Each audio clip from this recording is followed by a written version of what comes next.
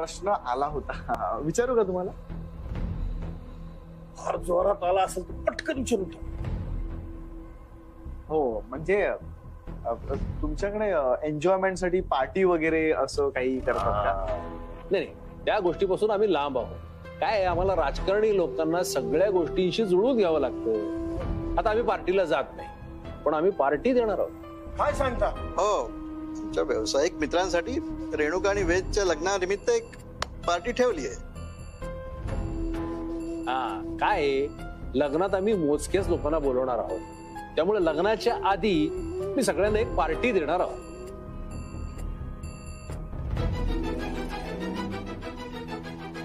वेदच्या घरचे लवकरच एक पार्टी ठेवणार. ती पार्टीची रात्र मुक्तासाठी शेवटची रात्र असेल. आर्याने यांच्या लग्नाची पार्टी होणार आहे हे मला त्या दिवशीच सांगितलं होतं, पण तिला कसं माहित? ही आर्या तोंडावरनं दिसत नाही, हुशार आहे. आणि काय, त्या पार्टीत सगळ्यांना तुम्हाला बोलवता येणार नाही. काय व्यावसायिक संबंध आहेत ते जरा. हो हो समजू शकतो आम्ही. म्हणजे मुक्ता पण नसेल तर मग आर्याच्या प्लॅनचं काय? तुमच्या कुटुंबातून सारंगला आणि तुमच्या सुनेला पाठवा, तेवढीच रेणुकाला छान सोबत होईल त्यांची. वा आर्या, नशीबवान आहेस. फक्त आता तू तुझा डाव कसा साधतेस ना ते मला पाहायचंय. बरं चला आता रेणुकाला बोलवून आणा, कार्यक्रमाला सुरुवात करूया. होय होय, आवरलं असेल तिचं. वैजंती का ग, तिला घेऊन ये. मी घेऊन येते. हा मनसा थांबा, जाते मी.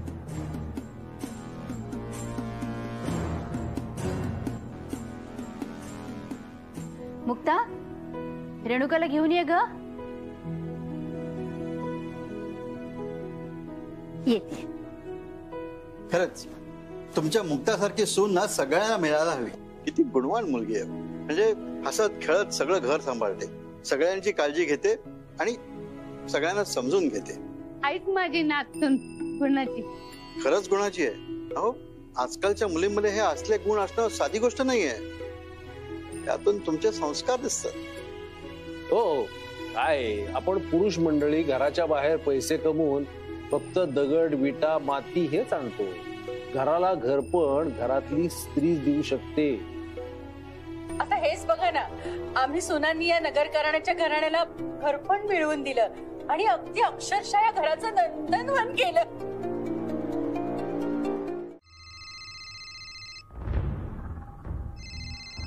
कशाला फोन करते आता? हॅलो, मी नंतर बोलू का तुझ्याशी? मी फक्त एवढंच विचारायला फोन केलाय की साखरपुडा झाला का.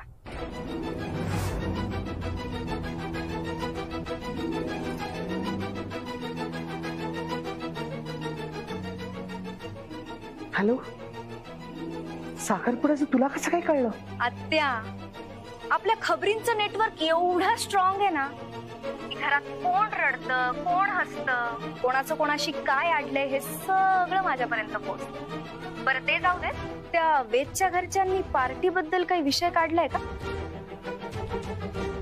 हो, आत्ताच विषय काढला होता. पण हे तुला कसं समजलं? आणि तू त्या दिवशी मला सांगितलं होतं या पार्टी बद्दल. ही विद्या कुठून शिकलीस तू? योग्य वेळ आली की सगळं समजेल. आता तुम्ही फक्त एकच करा, त्या पार्टीत मुक्ता आणि सारंग एकत्र असतील एवढं बघा.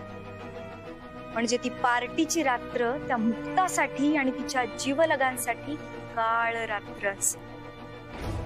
ते आक्रोश करतील आणि आपण आनंदोत्सव. कळवाल ना आत्या? हो, खात्री करून सांगते. चल, मी ठेवते फोन.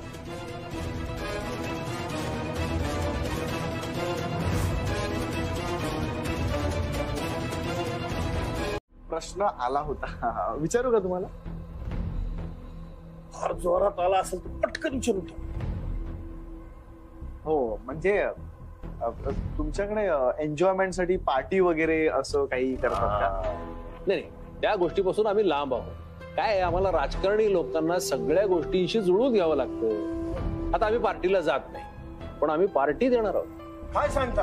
हो, तुमच्या व्यावसायिक मित्रांसाठी रेणुका आणि वेदच्या लग्नानिमित्त एक पार्टी ठेवली आहे. हा, काय आहे, लग्नात आम्ही मोजकेच लोकांना बोलवणार आहोत, त्यामुळे लग्नाच्या आधी मी सगळ्यांना एक पार्टी देणार आहोत.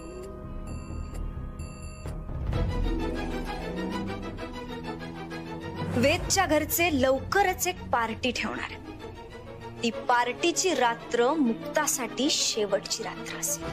आर्याने यांच्या लग्नाची पार्टी होणार आहे हे मला त्या दिवशीच सांगितलं होतं, पण तिला कसं माहित? ही आर्या तोंडावरनं दिसत नाही, पण हुशार आहे. आणि काय आहे, त्या पार्टीत सगळ्यांना तुम्हाला बोलवता येणार नाही. काय व्यावसायिक संबंध आहेत ते जरा. हो हो हो. समजू शकतो आम्ही. म्हणजे मुक्ता पण नसेल तर मग आर्याच्या प्लॅनचं काय? तुमच्या कुटुंबातून सारंगला आणि तुमच्या सुनेला पाठवा. तेवढीच रेणुकाला छान सोबत होईल त्यांची. वा आर्या, नशीबवान आहेस. फक्त आता तू तुझा डाव कसा साधतेस ना ते मला पाहायचंय. बरं चला आता रेणुकाला बोलवून आणा, कार्यक्रमाला सुरुवात करूया. होय होय, आवरलं असेल तिचं. वैजंती, का ग, तिला घेऊन ये. मी घेऊन येते. हा, मनस थांबा, जाते मी.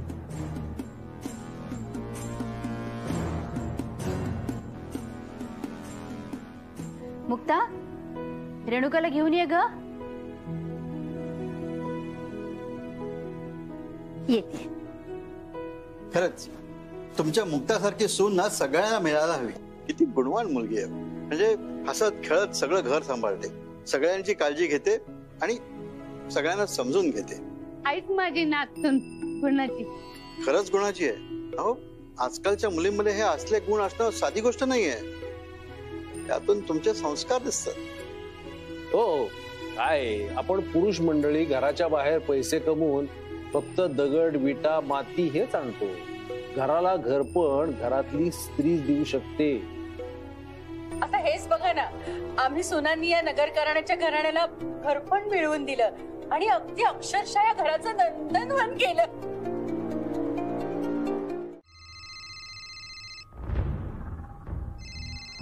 कशाला फोन करते आता? हॅलो, मी नंतर बोलू का तुझ्याशी? मी फक्त एवढंच विचारायला फोन केलाय की साखरपुडा झाला का.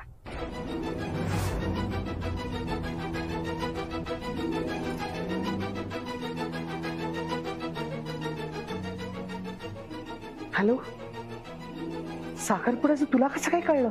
आत्या, आपल्या खबरींचं नेटवर्क एवढं स्ट्रॉंग आहे ना की घरात कोण रडतं, कोण हसतं, कोणाचं कोणाशी काय अडलंय हे सगळं माझ्यापर्यंत पोहोचतं. बरं ते जाऊ दे, त्या वेदच्या घरच्यांनी पार्टी बद्दल काही विषय काढलाय का? हो, आत्ताच विषय काढला होता. पण हे तुला कसं समजलं? आणि तू त्या दिवशी मला सांगितलं होतं या पार्टी बद्दल. ही विद्या कुठून शिकलीस तू?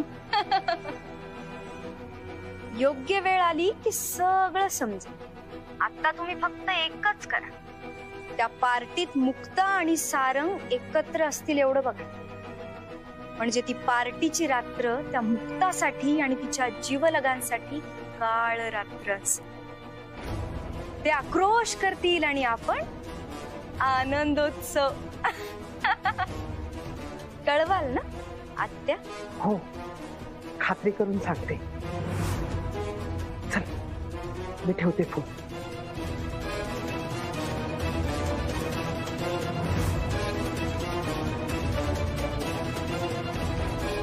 ए मुक्ता, मुक्ता, अहो थांबा, हो. बघू दे आधी आहेत का. मुक्ता, मुक्ता, अहो काय तुम्ही काय चाललंय? मध्ये कशाला हात मारतेस? कशाला ओरडतेस तू एवढी?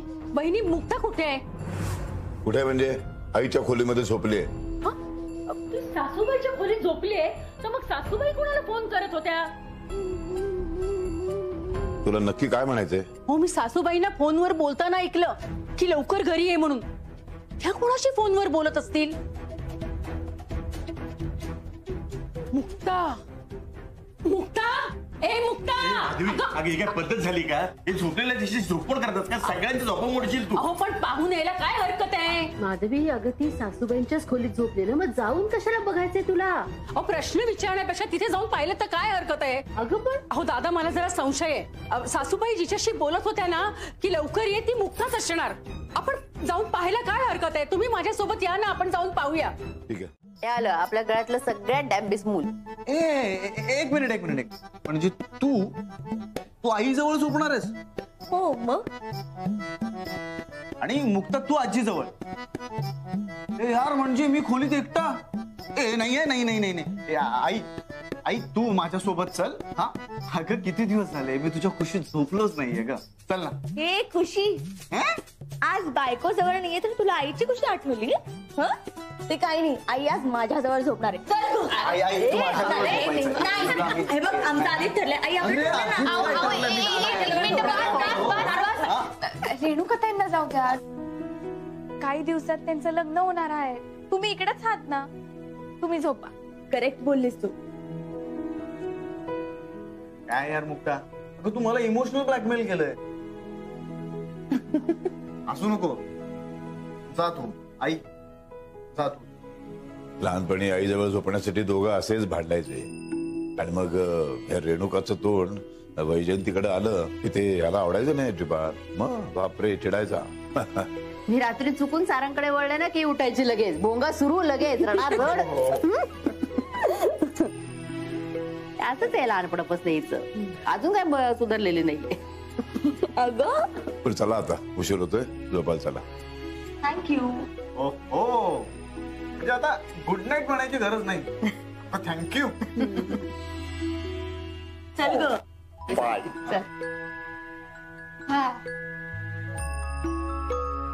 देवा नारायणा. अरे ये रे बाबा. ए मुक्ता चल ये झोपायला ये. झोपूया.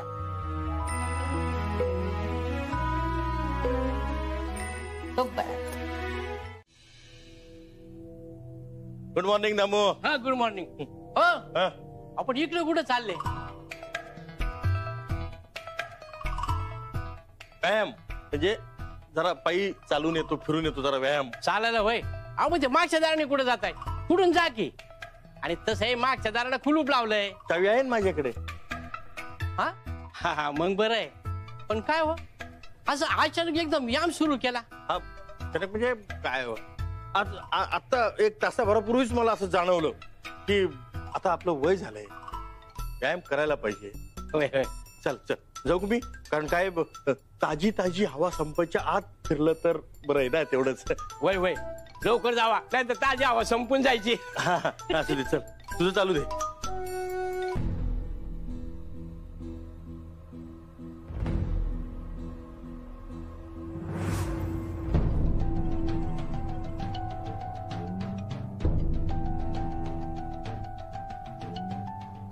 अरेच्छा, हा भाऊ एवढ्या सकाळी कुठे चाललाय?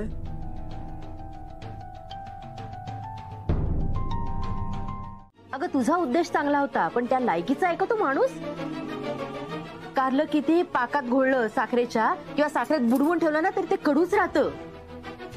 त्याच्या डोक्यात सतत काही ना काही वाईट विचार येणार. कधी सुधारणारातला नाहीये तो.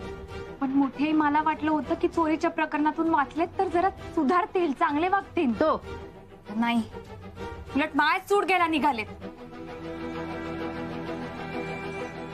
पण यावेळेस मात्र मी त्यांना सोडणार नाही. चांगलीच अद्दल शिकवणार आहे. मी आलेच. हा मुक्ता, हे बघ तू एकटी जाऊ नकोस, मी पण तुझ्या सोबत येतो. नाही नको. आता जे होईल ते त्यांच्या मायात होईल. त्यांना आता ठणकावून सांगायची वेळ आलीये की मी बाई आहे म्हणून मला कमजोर समजू नका. मी आलेच.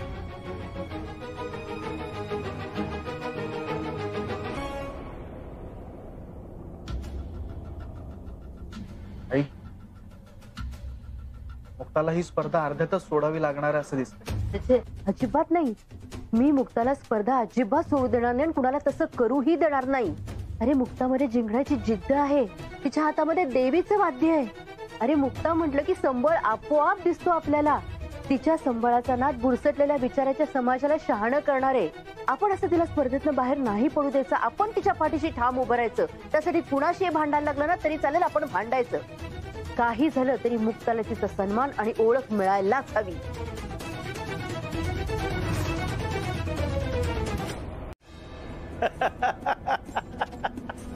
यालाच तर म्हणतात ना चोराच्या उलट्या बोंबा. हा, आपल्याला माहिती आहे की आपले हात दगडाखाली सापडलेले आहेत, तरीही एवढी आदळपट. असं काय करतेस मुक्ता तू? हा, तुला माहिती आहे की तो व्हिडिओ माझ्याकडे आहे. आणि तसं असताना पण तू खर तर माझी काळजी घ्यायला हवी होतीस. मला काय हवं नको ते पाहायला हवं होतंस, पण नाही, तुझं आपलं एकसारखं तेच. तुमच्या बाबतीत मावा चुकलंच. पहिल्या चोरीत तुमचं नाव येऊ दिलं नाही, दुसऱ्या चोरीत तुम्हाला घराबाहेर जाऊ दिलं नाही. तेच तेच. अगं तुझे सगळे उपकार माझ्या लक्षात आहेत ग, म्हणून तो व्हिडिओ दादांना दाखवला नाही मी. नाही तर तुला माहित आहे ना मी कसला नालायक माणूस आहे ते.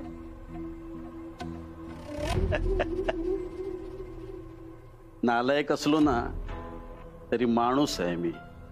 अजून बरीचशी माणुसकी माझ्यामध्ये शिल्लक आहे. मलाही वाटतं की तू संबळ वाजवावास, हा, तू स्पर्धा जिंकावी, तुझा जय जयकार व्हावा. त्या संबळाच्या जीवावर अख्ख्या महाराष्ट्राला तू डोलवावस. पण त्या अगोदर तुला माझ्या तालावर नाचावं लागेल. नाहीतर मग काय, हा व्हिडिओ रावसाहेबांना दाखवण्यात येईल. मग तुझी स्पर्धा राहिली बाजूला आणि तुझी ती स्वप्न ती गेली तिथे, संपून गेली. म्हणजे तुम्ही फायदा घ्यायचा बघताय. बघत नाहीये, घेतोय. म्हणून यापुढे मी सांगेन तसंच करायचं आणि तसंच वागायचं. ऐकणार ना माझं? ठीक आहे. मग आजपासून आपलं नातं संपलं इथे. मी जातो, दादांना व्हिडिओ दाखवायला चाललो. थांबा.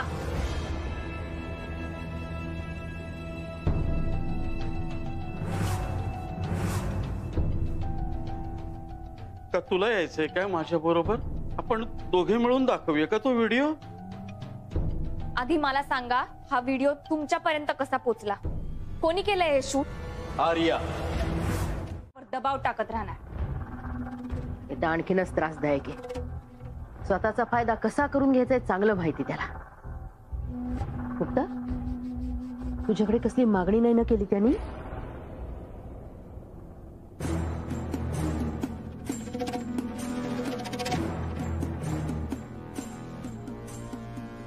नाही, काही नाही. फक्त आवडीचे पदार्थ बनवून देत जा एवढंच म्हणाले. रोज खाऊ घालीन सांग त्याला. फक्त ना तुझं तोंड बंद ठेव म्हणावं. भाऊजी, एवढा सरळ आणि साधा माणूस नाही येतो. नक्की काहीतरी त्याच्या डोक्यात शिजत असणार. मुक्ता, तू अडचणीत येशील अशी कुठली मागणी जर त्यांनी केली तर लगेच आम्हाला येऊन सांगायचं. एकही मागणी मान्य करायची नाही. एक मागणी मान्य केलीस तर लगेच दुसरी हजर असेल तुझ्या समोर आणि डोक्यावर चढून बसेल तो तुझ्या. कुठेही तसं काय असेल तर मी सांगन तुम्हाला. हा, आपण त्यांच्याकडे लक्षच नको द्यायला. आपल्या घरात लग्न आहे, लय तयारी करायची. तसंही दादांनी लग्नाच्या तयारीबद्दल चर्चा करायला रात्री बोलवलं. जेवण झालं की ये म्हणाले. हो, मलाही बोलवलंय. सेम, म्हणजे अगदी जेवण झाल्यानंतर बोलूयात म्हणाले.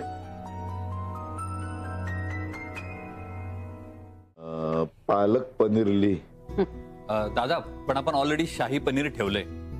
असू दे ना. लीना, सगळ्यांना पनीरचे विविध प्रकार खूप आवडतात.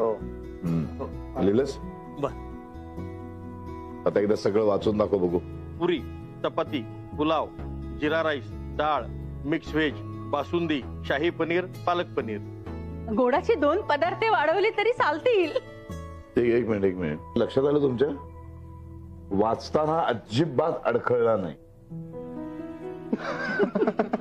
मला काय वाटतं यापुढे तू कायम लिहूनच बोलत जा. नाही दादा नको, म्हणजे काय होईल त्याच्यात जास्त वेळ जाईल ना.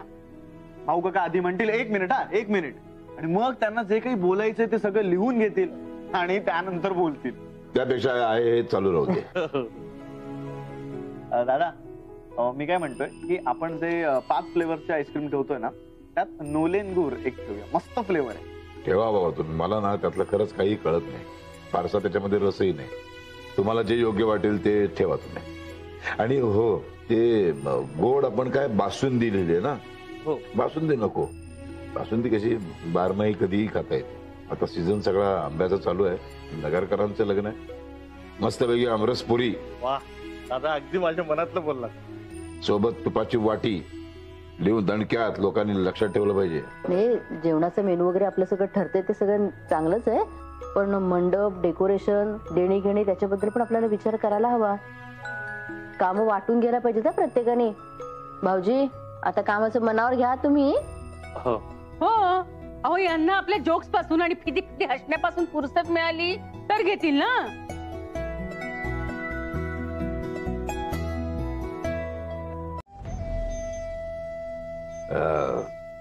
हे बघा. ठीक आहे. ठीक आहे, पण या सगळ्याच्या आधी तारीख नक्की करायला पाहिजे. एकदा तारीख नक्की झाली की मग त्याप्रमाणे सगळे बुकिंग्स करता येतील. मी त्या सनई चौघड्यावाल्याला सांगून ठेवलेलं आहे. तो येईल आपला नेहमीचा ग. हो, तर आपण तारीख कळवायला लागेल ना. हो तेच, आता ठरली की एकदा सगळ्यांनाच कळवणार. हा, हे बघा तो क्षण कधी ना कधीतरी येणारच होता. आला. मुलगी लग्न होऊन जाणार दुसऱ्या घरी.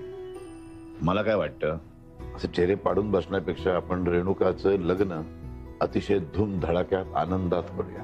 कायम लक्षात राहील असं लग्न करूया. येस. मोठी आई, रेणुकाताईंना कुठं पाहिलंय का? नाही ग, का? अहो काही नाही, आमची रोजची शिकवणी. आज त्यांना लग्नानंतरचे उपवास, व्रत या सगळ्याबद्दल सांगायचं होतं. मुक्ताई फार उत्तम करतेस.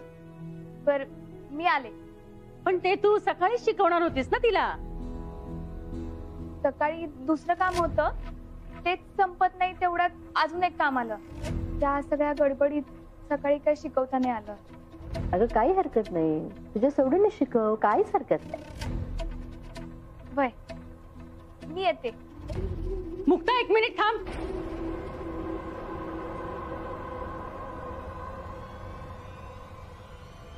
तुझ्या हातातल्या सोन्याच्या बांगड्या कुठे आहेत?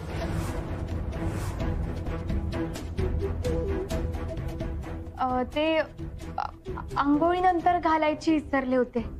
बाथरूम मध्ये राहिले असतील. हो का? वाटलंच. हे बघ मुक्ता, नगरकरांच्या सोन्याच्या हातामध्ये बांगड्या नाहीत हे चांगलं दिसत नाही, चांगलं लक्षण नाही. तर ठीक आहे, एकदा विसरलेस, पण पुन्हा असं विसरू नकोस. नाही, आधी त्या बांगड्या घाल आणि मग रेणुकावर काय ते संस्कार करायला जा.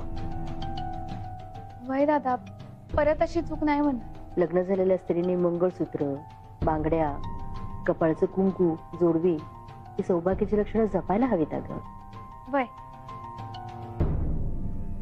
मला जस्ट एक प्रश्न पडलाय की सौभाग्याची लक्षणं ही स्त्रीनच का जपायची, म्हणजे पुरुषांनी का नाही? म्हणजे बघा की स्त्रीसाठी तिचा नवरा सौभाग्य असतो, तसंच पुरुषासाठी त्याची बायको ही श्रीभाग्य का नसते? श्रीभाग्य? हो. वा वा, क्या बात आहे, मस्त कल्पना आहे ही. काय बोलतोस तू? आई योग्यच बोलतोय मी. म्हणजे बघा, तुम्ही बायका जसं आमच्या नावानं कपाळावरती कुंकू किंवा टिकली लावता, तसंच अगं आम्ही पण तुमच्या नावानं एखादा लाल रंगाचा टिळा लावायला काय हरकत आहे?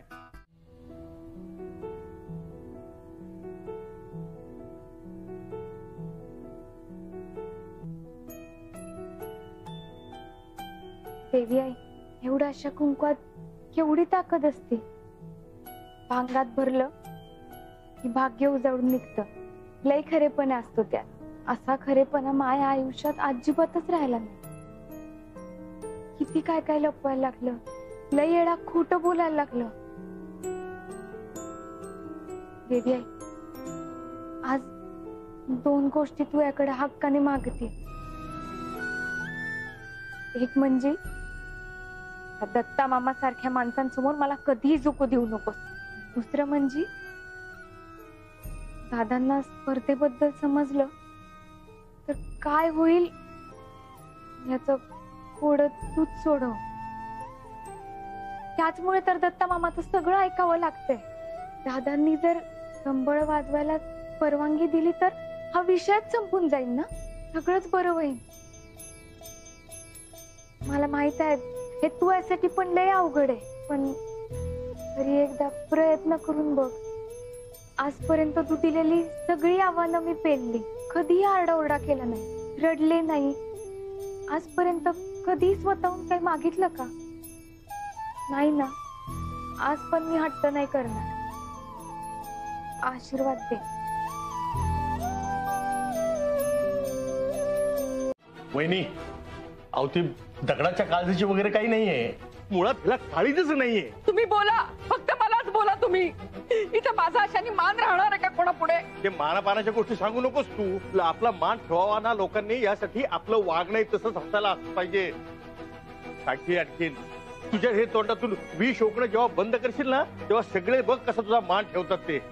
बाबा, आईशी जरा नीट बोला. का नाही बोलायचं?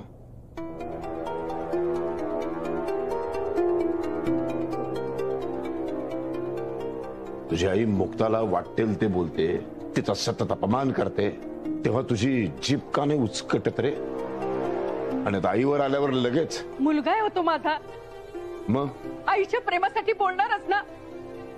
पण मला एक गोष्ट कळत नाही, तुम्हाला मुक्ताचा एवढा पुळका काय येतोय? कारण मला भलं बुरं कळतं. चांगल्या वाईटाची जाणीव आहे मला. कळलं ना? मुक्ता सातत्याने या घराचा, या घरातल्या माणसांचा विचार करत असते. सगळ्यांच्या भल्यासाठी धडपडत असते ती. ते दिसत नाही वाटतं तुला? आणि ते दिसत नसेल ना, तर एक तर तू आंधळी आहेस किंवा तू निर्बुद्ध आहेस. सतत बघावं तेव्हा मुक्ताच्या बांगड्या हरवल्यात, मुक्ताने हे केलं, मुक्ताने ते केलं. सतत तिला पाण्यामध्ये बघत असतेस. सगळं घरातलं वातावरण बिघडवून टाकतेस. रात्री अपरात्री आरडाओरडा करून सगळ्यांची झोपमोड करतेस. या घराचा काय कुस्तीचा आखाडा समजतेस? एक गोष्ट लक्षात ठेव, मुक्ताच्या बांगड्या आणि मुक्ता या विषयावर यापुढे कधी बोलायचं नाही. तू बांगड्याच काय, तिच्या अंगावर एकही दागिना नसला तरी मला चालेल. माझा मुक्तावरती पूर्ण विश्वास आहे.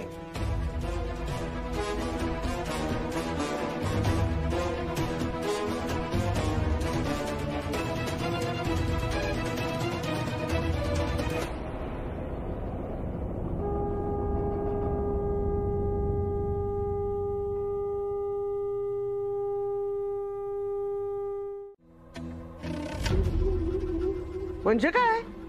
खोटच बोलते ती. नाही म्हणजे दादा एक वेळ भुलेल मुक्ताला, पण रेणुका शक्यच नाही. नाही, आणि म्हणजे कसं आहे ना की रेणुकाला माहितीये तिची जागा काय आणि मुक्ताची जागा काय. आता थोडाफार स्वयंपाक शिकवला मुक्तानी म्हणून काय मोलकर्णीचा गुरु करणार नाहीये ती.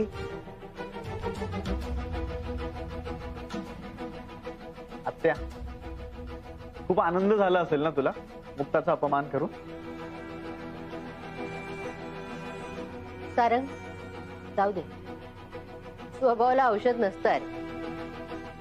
वहिनी बरोबर बोललीस तू. स्वभावाला औषध नसतंच, पण गरिबीला श्रीमंत होण्याचं औषध बरोबर सापडलंय.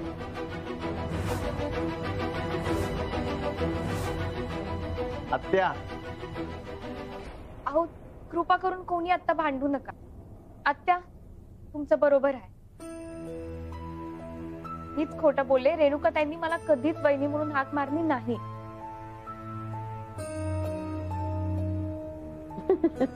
म्हटलं ना, आपला अंदाज कधीच चुकणार नाही. दामू काका, तुम्ही सगळ्यांच्या आवडीचे पदार्थ यादीत लिहून घ्या आणि जे सामान नाहीये ते पण घेऊन या. आशाताई, आपण तयारीला लागूया. वय ताई, सगळ्यांनी आपल्या आवडीचे पदार्थ सांगा.